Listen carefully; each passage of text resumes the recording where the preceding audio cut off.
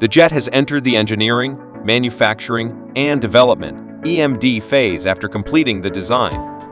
We have now started an engineering, manufacturing, and development program to do the development aircraft that will take into production, Air Force Secretary Frank Kendall said at an event.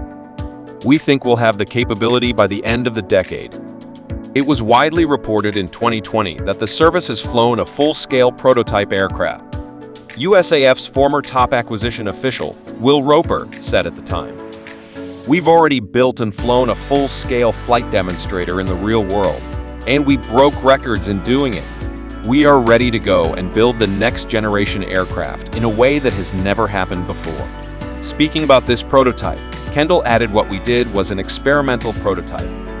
We basically had an X-plane program which was designed to reduce the risk of some of the key technologies that we would need for a production program. In March, USAF submitted the fiscal year 2023 budget, in which $1.70 BN has been earmarked for the development of the sixth-generation fighter. Little is known about the aircraft, but the Air Force dropped a big clue last year with the publication of concept art, seen at the top of this article. The image appears in a USAF biennial report for acquisition. Next-generation air dominance is a family of capabilities that enable air superiority in the most challenging operational environments by enforcing the development pillars of digital engineering, agile software development, and open architectures.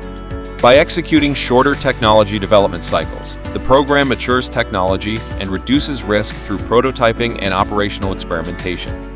Designed to complement the F-35 F-22 joint and partner forces in the air superiority role, Next-Generation Air Dominance is an advanced aircraft program for the development of penetrating counter-air platforms with multi-domain awareness, agile resilient communications, and an integrated family of capabilities.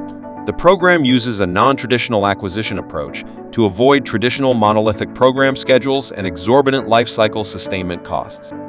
This strategy, called the Digital Century Series approach, creates a realistic business case for the industry to adopt commercial best practices for key design activities before a part is even manufactured.